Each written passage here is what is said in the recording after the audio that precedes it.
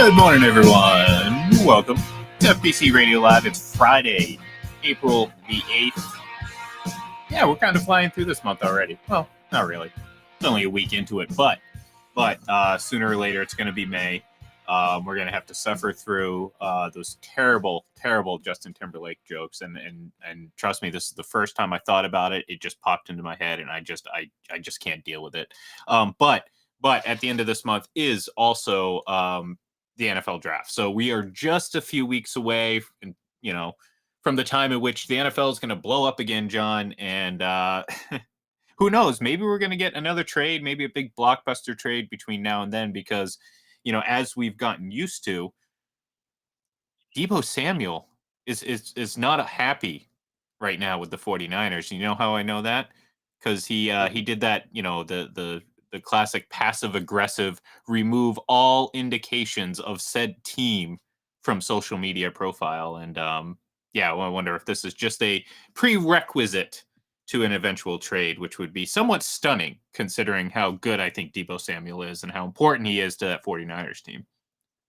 Yeah, Deebo Samuel, DK Metcalf, both receivers that were drafted in the second round in 2019. So they have one more year left with their team, and then they can go into free agency unless they're franchised or, of course, unless those teams offer them long-term contracts. And now we see what the receivers market is. Oh, yeah. With Tyreek and Devontae Adams making, close to $30 million. Well, look what Brandon Cooks just got yesterday. Now, I agree. Like, look, when you see the market blow up the way it has been, you certainly, you sit there and say, well, how can I get mine? Because, you can make an argument, John, that Deebo Samuel might be becoming one of the best all-around players in the league. I mean, you can make that argument now because of how good he is at multiple levels. But if you're Deebo Samuel, you're sitting there saying, well, hey, Brandon Cooks just got a tick under $20 million a year. And I like Brandon Cooks a lot. I think he's certainly well worth that number, certainly given the market. But if you're Deebo Samuel, you're like, I'm better than that. And I agree with him. So, it's and look, like you said, they both have 1 year left on their deal. So this is the time that, a move might be considered if the 49ers feel like, look, there's no way we're going to be able to retain him. Are you really going to gamble going into the season and maybe getting something at the trade deadline? Yeah, or you just be proactive. I mean, Green Bay and Kansas City were. Mm-hmm. And you look at Deebo Samuel, he's a unique player. He's got a lot of Heinz Ward in him. He's an excellent blocker. Yep. He's a big part of the running game. He's a tough guy. He's a physical wide receiver. So I'm sure the market would be wide open for him. And San Francisco gave up a lot of draft capital to move up to get Trey Lance last year. So maybe they want to get some of that draft capital back, knowing that they may not be able to afford or not want to pay Deebo Samuel that type of money. Well, especially too, they're not going to get rid of Jimmy Garoppolo anytime soon. At this point, I mean, you gotta assume that the shoulder injury and surgery is certainly holding it back. Plus, it's like, look, I mean, how many teams are actually in the market for a quarterback now? Well, maybe the Seahawks, maybe the Panthers. Well, the Seahawks are in the same division. I highly doubt. I mean, I know we've seen some intra-divisional trades this season, but I don't see. No matter what you think of Jimmy Garoppolo, I just don't see the 49ers trading the Seahawks a franchise quarterback. I mean, there's levels of franchise quarterbacks, and Jimmy might be on the bottom of that level. But, the point is, you're not going to see the 49ers trade him to the Seahawks. So take the Seahawks out of the equation. How many teams are actually looking for a quarterback right now? I mean, I don't, look, Atlanta, Marcus Mariota is not the long-term future, but going into the season, he's their guy. So, I'm sorry. Yeah, Atlanta. I thought I said New Orleans for a second, but apparently I didn't. I just made a mistake, but I didn't really make a mistake. It was all in my head, John. But yeah, you look at Carolina, they might be interested. You can make an argument that, maybe they're going to run with Sam Darnold again. I don't know. I mean, I'm not a big fan of Sam Darnold. I know he kind of ranks in the top. What do you say? The top 70%, which is 70 percentile, which again isn't that impressive. But I don't know. I mean, who else is out there, John? So I mean, I guess that's a rhetorical question, but I guess I'm asking you: am I missing someone? Is there a team out there that is just, I'm just not thinking about that could be in the market for a quarterback? No, I think everything's pretty much all set, and then we'll see where the quarterbacks that get drafted this year, where they get drafted. Obviously, they're probably going to be not long-term projects, but they may sit their first year behind whoever. Yeah, so I think Carolina makes some sense, but now are you going to pay Sam Darnold whatever you're paying him, bring in Jimmy Garoppolo and have to pay him some substantial money Hmm. and spend 35, $40 million for two guys that together make a decent quarterback? And I think Garoppolo's better than Darnold. But obviously, Carolina's in a rebuilding mode, so they're going to go do that and spend 20% of their cap on two quarterbacks, neither being all pro material. Well, you know who should trade for Jimmy Garoppolo but won't? Miami Dolphins. Hmm. Like I'm not like I'm just not sold on Tua. I'm just not a big fan of Tua's, and not that I think. Look, I think Jimmy Garoppolo has a very well defined ceiling, um, but I think you put him on this team with the players around him. I think he could provide them with a very very good opportunity to make some noise in the AFC. And it also kind of affords the Miami Dolphins an opportunity to take some time to look for that quarterback of the future. Because here's the thing, John. If Tua's not that guy, now I believe he's not that guy. I mean, there's this weird um, thing going on right now in social media where Dolphins fans are bemoaning Mac Jones, and I'm sitting here scratching my head. It's like, well, you guys have Tua as your quarterback, so like let's well, you might want to pump the brakes, before you start talking all this trash. So I'm sitting here thinking like, well, if the Dolphins want to run with Tua and he's not the guy, you can blow your opportunity to compete because it may take him a season or two to figure it out, and by then, how old's Tyreek Hill? Is Jalen Waddle still around? Is this team that's young and got some good talent on it? Is it going to start to diminish? I don't know. It could. So if I'm the Dolphins, I'd much rather gamble with Jimmy Garoppolo and kind of see where we go from the future as opposed to a Tua. So that's my opinion. And head coach Mike McDaniel, the new head coach of the Dolphins, was Jimmy's offensive coordinator. That's true. And honestly, I didn't even take that into account when I was thinking about this, and that just kind of adds to it. Not that again, you can make those connections to kind of force your point, however you want, but that's a probably a good sign. And look, I mean, you add him to a offense that he had talent around. We just talked about Debo Samuel, and Debo Samuel, again, you can sit there and argue is one of the best weapons in the entire league.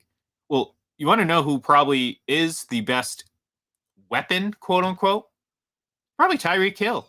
And I'm trying to distinguish that from best receiver. Like I do believe that Devonte Adams is probably the best overall receiver in the league, just because he's just been so consistently great over the last few seasons. And he's more that, I guess, prototypical type of wide receiver, if that makes sense. But Tyreek Hill is just, I mean, no one can create something out of nothing with the ball in their hands quite like Tyreek Hill. And you put him, Jimmy Garoppolo, in an offense with Tyreek Hill. I mean, we know Jimmy is a smart quarterback. He may be limited talent wise, but he's a smart quarterback. So he's going to make the right throws. Very much like, some people think, you like, look, Patrick Mahomes is a really good quarterback. Jimmy Garoppolo is a good quarterback in his own right. And I think the talent around him will certainly elevate Jimmy. And we've seen Jimmy Garoppolo lead the 49ers to a Super Bowl. We've seen him last year bring him that close to another one. And yeah, his limitations ultimately caught up to the 49ers. And look, the 49ers didn't do themselves any favors either in some of those games. But nonetheless, I mean, you're a better team, Miami, that is, if you trade for Jimmy Garoppolo and start him over Tua. And I think you give the Bills a good run for their money. I mean, at that point, though, I mean, look, I do believe in the Patriots. I do like what they're doing, so I'm not writing them off whatsoever. But if you're the Dolphins, you jump into that and you make this a 3-team race with Buffalo. I think obviously, rightfully, with the slight advantage and slight edge over both those teams. But like we kind of talked about earlier in the week, let's not let's not like pen them in just yet, because there's a lot of things that could happen between now and the start of the season. And the biggest thing, John, is the quarterbacks for those two teams, the Dolphins and the Patriots. If Mac Jones takes another leap this year, the Patriots are going to be a really good team. I mean, I know people are trying to convince themselves already that he's just apparently a bad quarterback. I don't know. He could be. He could take a leap. Look to the Dolphins. They could, listen to me, go out and trade for Jimmy Garoppolo. Both those things happen. All of a sudden, you have a 3-team race with the Bills, I'd say with a slight advantage, but it's certainly a lot more difficult than what we've been talking about. Yeah, it's going to have to be the growth of the quarterback. Obviously, Mac Jones with the Patriots, and we'll see what Miami does. It seems like they're all in with Tua for 1 year. If this doesn't work this year, they'll move on from him, and maybe they'll get into the big market sweepstakes of whatever quarterback is available next year that maybe happy where they're at right now. So I think that's what they're going to try to do. Tua's pretty quick at getting rid of the football, pretty accurate. That's the type of quarterback that can be enhanced by the likes of Tyreek Hill and Jalen Waddle, because those guys are great with yards after catch. You don't have to get the ball downfield to them as much. I mean, we've seen Tyreek Hill. Some of his catch and runs look like they're punt returns, right? Yeah. I mean, just like blows up the defense. So that's what you're kind of hoping for in Miami. But I'm not a big Tua fan. I'm sure I've said this a million times that Miami must bemoan itself every day that they realize they took Tua over Justin Herbert in the 2020 draft. I mean, that's going to go back as could be one of the most colossal draft mistakes ever. Yeah, oh, no doubt about it. And look, if you have Justin Herbert on this team, we're talking about a completely different thing. And again, I feel like I've seen enough of Tua. And look, I have a little bit of bias here because again, the quarterbacks that I like are generally the more traditional quarterbacks, where it's more stand in the pocket, type of scan the field, that type of thing. Whereas Tua is obviously a more athletic quarterback, and I think that takes away that can take away from the overall job of the quarterback, which ultimately is decision making. And running isn't always the best decision made, although sometimes it can ultimately be a big positive. So, but we're not talking about the dynamics of which style of quarterback. I mean, I guess we kind of are, but to my point, I think Jimmy Garoppolo is a more a safer quarterback and a more consistent quarterback day to day. And look, I mean, Tua could certainly get better, like you said, based on the talent just around him. But if I'm the Dolphins, I think they're a much better team with Jimmy Garoppolo, a quarterback, and I think you're risking potentially hurting this window that you have, because it could maybe what if they do waste this season, John? What if this season ultimately is 7-10? Because like they have a lot of talent, but they don't have a quarterback, or they're held back by their quarterback. Well, okay, that's 1 year gone with Tyreek Hill. That's another year closer to Jalen Waddle potentially bolting, because he's going to get a big deal. Think about how much receivers are being paid now. Wait until he's up to get paid. You know what I'm saying? So that's why, I mean, that's not for long. That's what the NFL stands for. I mean, among other things, but that's one of the cliches that gets thrown around quite a bit, and it's true. I mean, you sit there and think like, wow, there's no way Kansas City is not going to dominate the NFL for the next 15 years. Well, no. I mean, we saw it really quickly dry up to the point now where, yeah, I mean, they might just be another really good team in the conference, and that's fine.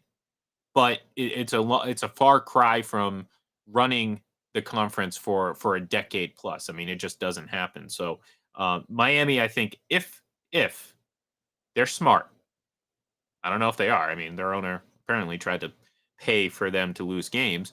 If they're smart, they trade for Jimmy Garoppolo and just cut the cord on this whole Tua experiment, because I'm just not a fan. I don't think it's going to work out ultimately, and I think in hindsight, the Dolphins are probably going to look back and say, yeah, because look, John, and I'll let you speak in a minute because I'm kind of rambling. Even if you go out and get Jimmy Garoppolo, that's not a long-term commitment. You can still move on next season. Like, you can still decide that, like, hey, you know what? Maybe, we found this guy. But see, that's the thing. It's like they'll move on if they found the guy. They may have to move on from Tua regardless of whether or not they found the next guy next season. So, like I said, to that point, I think if Miami's smart, they go out and they get Jimmy Garoppolo. Well, I mean, obviously, this is going to be on the shoulders of Mike McDaniel, right? Because he's worked with Garoppolo. He's now starting to work with Tua. This is going to be his call. And oftentimes, coaches think more highly of themselves than they really should, but that's part of the profession, right? You have to be confident, in a sense, cocky, that I can go in and I can fix Tua. I can make him a much better quarterback. I'm sure any coach that's done that will try to do that with that quarterback. Again, I'm not a fan of his. Even his athleticism, which was probably great in high school and good in college, I don't even think it translates to the NFL. He's kind of small. You know, he doesn't. The guy doesn't pop. And have a great arm. He's accurate, which is nice. But you know, even his athletic ability doesn't seem to translate to the NFL as it did, say, in college, and that's often the case. But then you put him on a field against Josh Allen, and you see someone who's 6'5", 250, who leaps over people. I mean, his athleticism is off the charts. Yeah, and look, I mean, part of that too is the hip injury that Tua suffered. I mean, that's a tough injury to overcome it, no matter what age you're at, considering the style of play that he has. So, yeah, look, I mean, if as a Patriots fan, I want them to stick with Tua because I think it's ultimately going to hold them back because they have plenty of talent on this team and they have the potential to be a really good team. But I think their quarterback's ultimately going to hold them back. If they go out and get Jimmy Garoppolo, then, like I said, you're talking best case scenario for this division. You have a 3-team race between Miami, New England, and of course Buffalo. Yeah, we'll see what happens with the Jets. I mean, again, I'm basing this on the entire history of the New York Jets, and I'm going to say they're probably not going to have a successful season. But you know, Zach Wilson could, you know, grow and develop and all that stuff. So, but you know, who knows? We'll see what happens. Did you watch any baseball yesterday, John? Not much. No, I sometimes ease into that, so that takes a little bit of time for me to do it. I'm always late to transitioning into season sometimes. So, but you know, I look forward to it, and it's going to be interesting with some of the rule changes and you know all the uncertainty and how the game has changed so much, especially when you look at starting pitching. That used to be, you know, the calling card every time you see these great matchups, and now starting pitching isn't quite as important as it used to be. Other than the Mets, who, you know, once Jacob deGrom gets healthy, we'll have a great 1-2 combination with deGrom and Max Scherzer. But yeah, it takes me a little time to ease into this. I know the Red Sox open today at Yankee Stadium. Is it possible that Shohei Ohtani could be the best player in baseball? I mean, Sure. like, and I know there's there's this, I can't even remember who said it, but there's some ridiculous comment made the other day about him. He can't be the best. I don't know what it is, but you know, last night 9 strikeouts. I mean, the guy's a great pitcher and he's a great hitter. Sure. I mean, he may not be the best at each individually, but excuse me, it's impressive to watch it happen and unfold and be so consistent. And then again, it makes me think of just how the Anaheim Angels, the Los Angeles Angels of Anaheim, I mean, whatever the hell they're calling themselves, how they can manage to have some of the greatest players of this generation of baseball players and have absolutely zero success to show for it. It's honestly, it's astounding, John. I mean, Mike Trout, they just had, for better or worse, they just had a near decade's worth of Albert Pujols in that lineup. You know, they went out, remember when Hamilton was huge. He went game, you know, obviously he didn't perform, you know, certainly anywhere close to what the expectations was because of his, you know, obviously issues he was going through. But still, you think about all the players that have been an angel in just the last like 15 years. And for large stretches of time too, and they've just not been able to do anything. It's astounding to me. But the bigger point being is, like, you know, we might, you know, everyone just, you know, calls Mike Trout the best player in baseball. Yeah, you know, hey, it's hard to argue. The guy puts up great, consistent numbers. You know, I push back when people start calling him the greatest of all time. I'm like, no, let's relax a little bit, okay? Let's ease up on the analytics. To me, I sit there and I'm like, the guy hits home runs and he hits well. I mean, he's not a Chris Davis. He's not a, you know, a home run or strikeout guy. You know, John, you know what I realized? I kind of jump on Chris Davis quite a bit on this show, and he's not even like He's retired. Current, yeah. I Yeah. don't know what it is. Oh, you know what it is, actually, John? No. For years, I had him on my fantasy baseball team, and it was as frustrating as you can imagine. Like, he'd put up great numbers on certain days and then just absolutely disappear and plummet my average throughout the week. So I'm a little bitter, I would say. That's probably the root of my Well, issue. he was a guy who over 50% of his plate appearances ended up in a strikeout, a walk, or home run. One Yeah. of the three true outcomes, which is frustrating in baseball. Trout obviously is a guy who hits home runs, can win Gold Gloves, can steal 40 bases, hit 320. He's got his OPS over 1,000. I think he's been the best player in baseball for the last decade. But it's so weird in baseball. Now the playoffs have been expanded, so you would think that the Angels can sneak in as a wild card or something at some point. They made the playoffs once, and that was back in 2014, and they got swept. But the history of baseball, you see, Ted Williams was the best hitter in baseball, made the postseason once. Now that was different then because the Yankees dominated, and also only one team from the American League made the playoffs. They'd go right to the World Series. You would think the Angels can somehow put something together to surround Ohtani and Trout and at least be competitive. I mean, there's years they're not even competitive. They're like out the race in August. And it's not a lack of talent. Justin Upton. I mean, they signed Justin Upton at the peak of his like abilities and nothing. It's to me, like I said, it's just such a head scratcher to see because like if you think back to like maybe the early 2000s, obviously you had that 2002 Angels team that went on and won, John Lackey and was Al Leiter and that whole group of just whatever and that was a great team, whatever. And they've always had like competitive teams in those early 2000s, but like I said, it's not just that they've had great players, but they've had like the best players in baseball, and they might just actually have it again with the previous or current best player in baseball. And I don't think anyone is realistically expect. I mean, look, they would Noah Syndergaard now, so maybe he's a little bit different. Maybe they improve a little bit and actually get over the hump. But really, John, I don't. They're kind of like the Texans. It's like, all right, let me actually see them do something before I start getting behind them and getting excited to see the Angels in the playoffs. Yeah, if this was basketball, the Angels would be the favorite to win everything because you have the two best players in baseball. I mean, you do that in the NBA, you're a contender, right? Where the baseball, you need contributions from so many people. It's the most individual sport, but in a sense, it's the most team sport because as great as Trout and Ohtani are, they can only get up so many times. You can't just keep your batting order of Ohtani, Trout, Ohtani, and Trout. You have to have these other guys. And part of it too is just the dynamics of baseball, and this kind of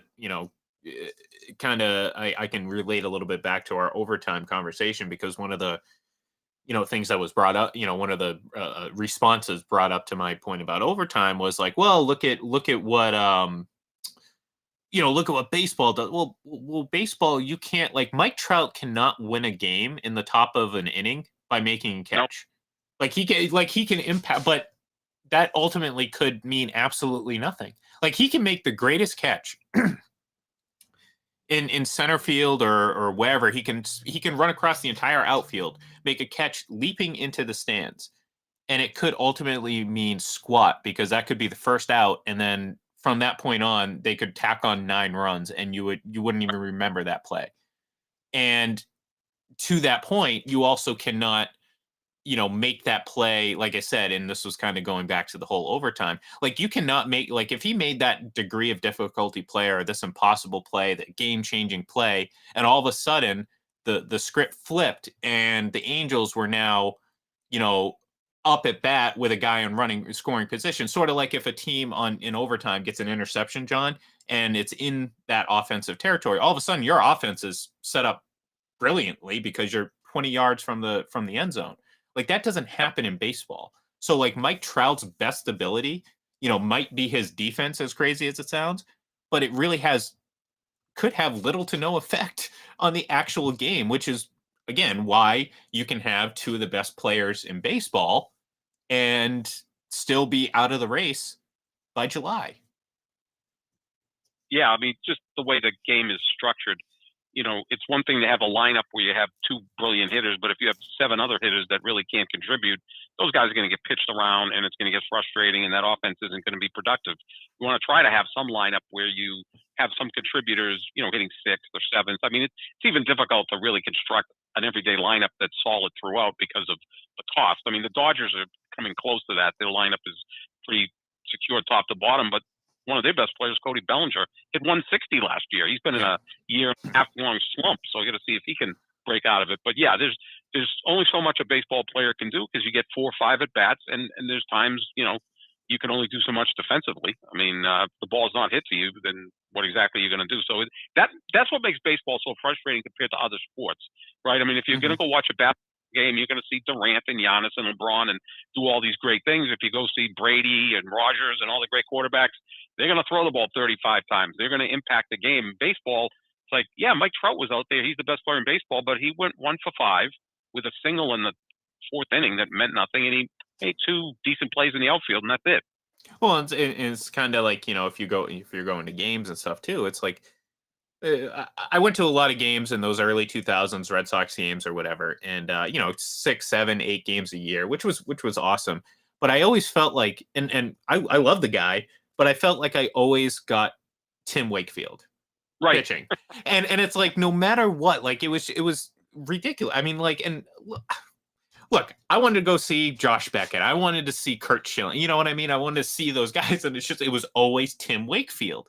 And it's like, well, I'm paying the same as if I would have seen like a duel between, with Josh Beckett or whatever, or Pedro. I mean, fortunately, I was able to see Pedro pitch a few times. I was very happy about that, including in 1999. So, which you're going to be hard pressed to find a better season from a pitcher, at least in modern baseball history, because of, I think we both agree that the fact that Pedro was able to do what he did when he did it at the height of the steroid era, and then to have it all, kind of come to a head at the All-Star game and just go up and just strike out the side of what was it, Mark McGuire, Sammy, whatever it was. I can't even remember what the line, but it was 3 obvious. Struck up 5 of 6 batters. Yeah, it were was Hall of Fame type players. Yeah, I mean, it was absurd. So fortunately, I was able to see that. But yeah, to your point, it's like you're always gambling, and it's like, hey, if you just imagine if I got to go see Tim Wakefield, and then it just happened to be like David Ortiz's day off, like all of a sudden I'm going, and I'm like, great, I'm going to see a slow-paced knuckleball game without David Ortiz, and it's like, hey, that's kind of, that's the risk you take. The NBA is dealing with this. You husband, wife, and 2 kids.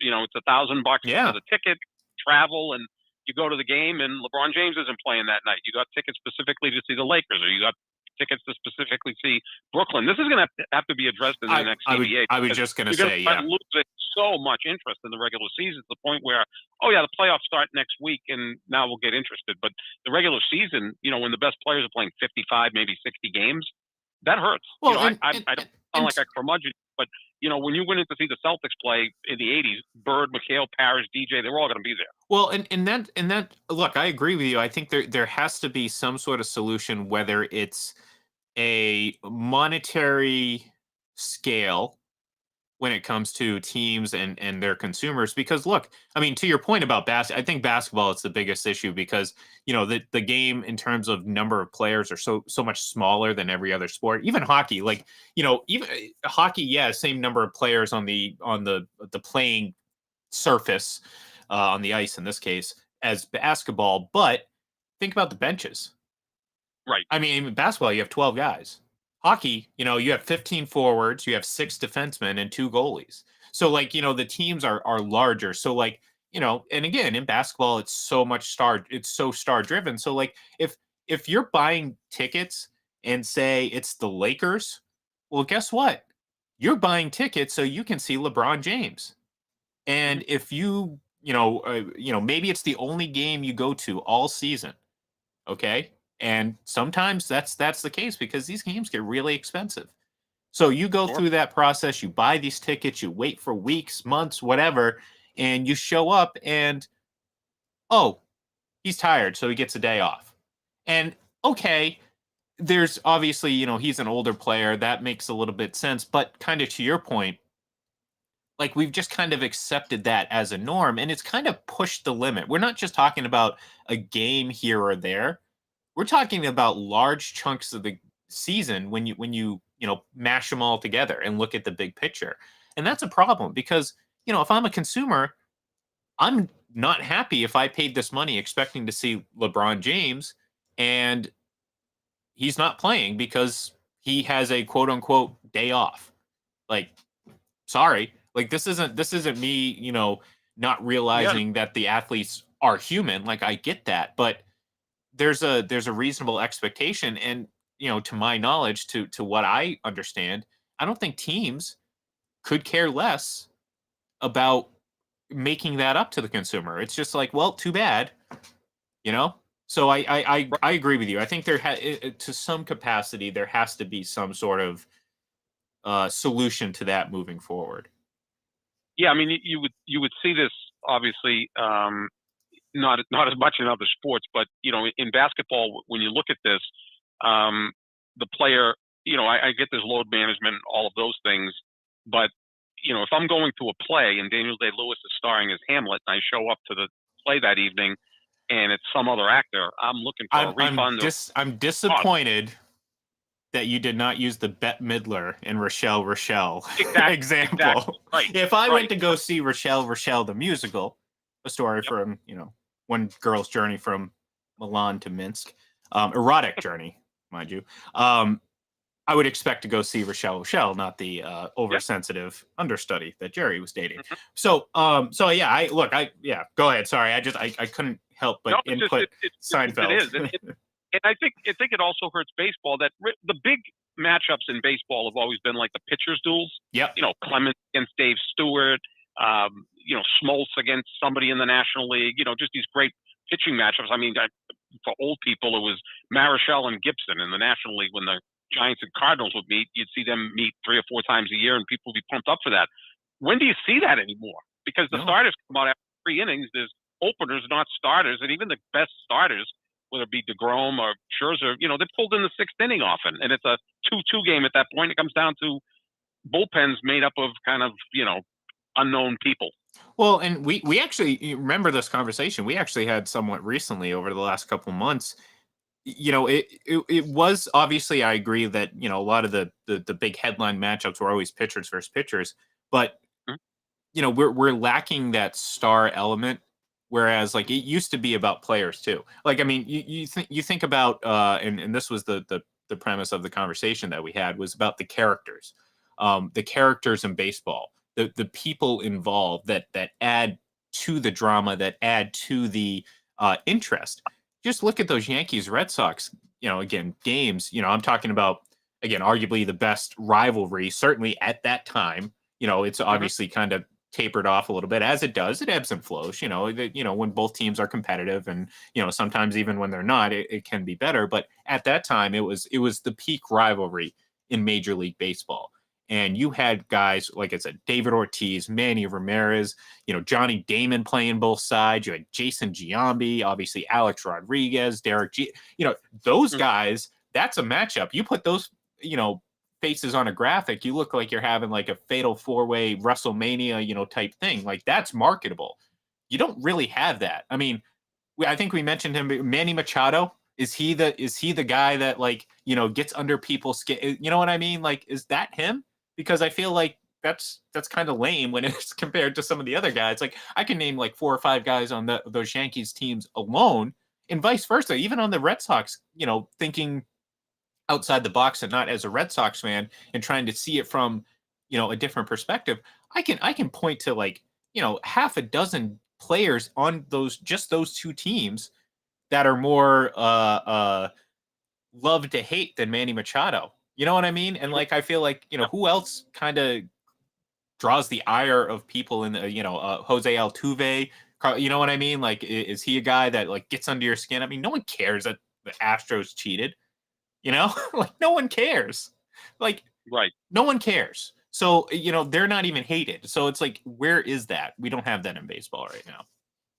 Yeah, those natural rivalries. I mean, they're somewhat there, but even the Red Sox-Yankees rivalry is diminished, mostly because the Red Sox started winning. I mean, before 2004, they could never beat the Yankees, and since 2004, they've regularly beat the Yankees, including last year's 1-game wild card.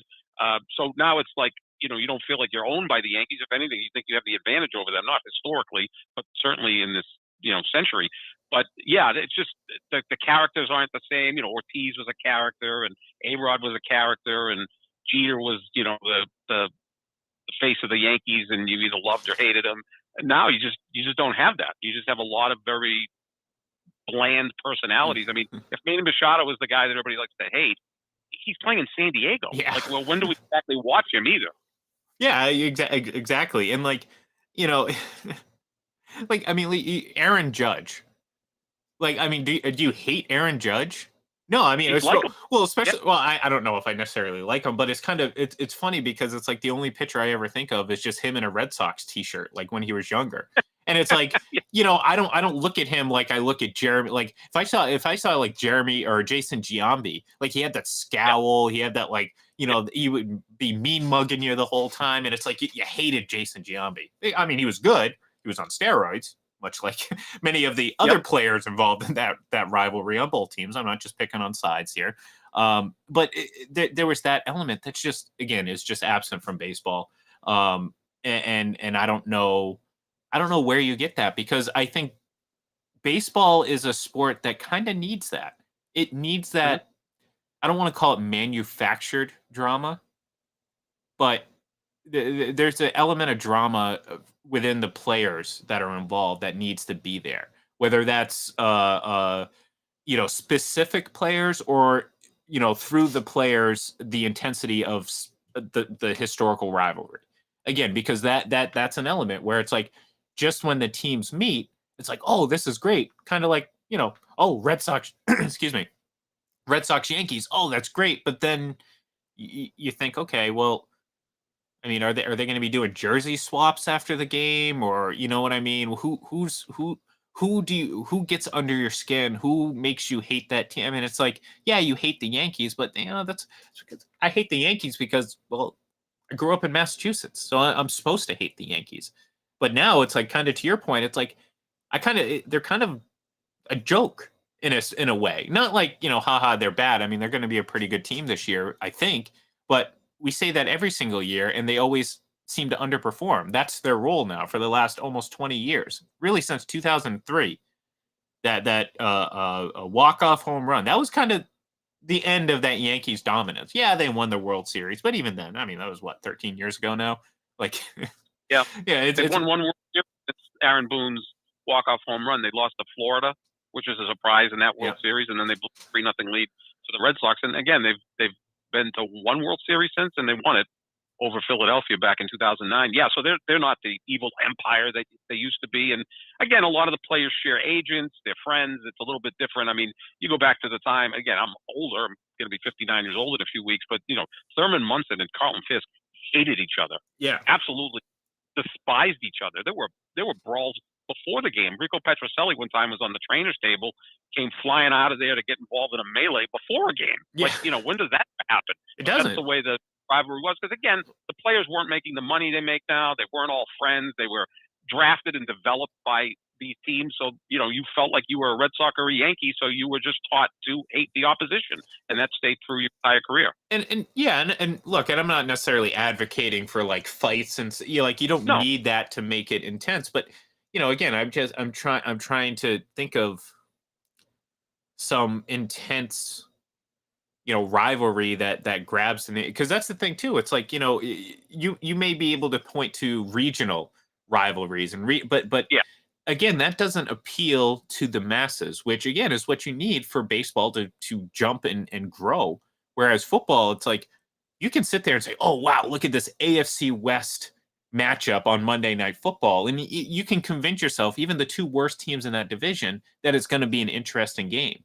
And there I mean, again, I think football too has a bit more, they're certainly not what it used to be either, where it's like they're doing jersey swaps too, but their game is violent by nature, so that kind of makes up for that, where it's like you can manufacture that intensity through just the nature of the game. Baseball is not that. You need to add to it. And I'm not saying like, make it scripted or anything like that. No, I'm talking about just finding those rivalries and learning how to promote them make them part of the package that baseball offers each and every year.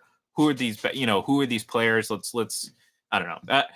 Maybe it's a little bit old fashioned, John, and maybe I am advocating for some WWE style takeover of baseball. I'd like to see that. Maybe, maybe get a little bit more intense and a little bit more scorn among some of these players. But we'll see. We'll see what happens. I am going to be watching the Red Sox and the Yankees today at some point, assuming I can get it on my television. We'll see about that. But I will be watching that, and we'll certainly tune into some baseball. But we're going to have to tune out right now, John. We're actually over our time. It's 10:04. We will be back on Monday to talk about whatever happens moving forward in the NFL. I'm sure there's going to be some more news. We didn't even get a chance to mention it, but a couple more coaches were added to the Brian Flores lawsuit against the league. So we will talk about that on Monday. But until then, have a great weekend, folks. Give us a follow on Twitter at FPC Radio Live, at Full Press Radio, and of course at Full Press NFL. Almost forgot about that tag for a second. And go to the website fullpresscoverage.com. Have a good day, folks. We'll talk.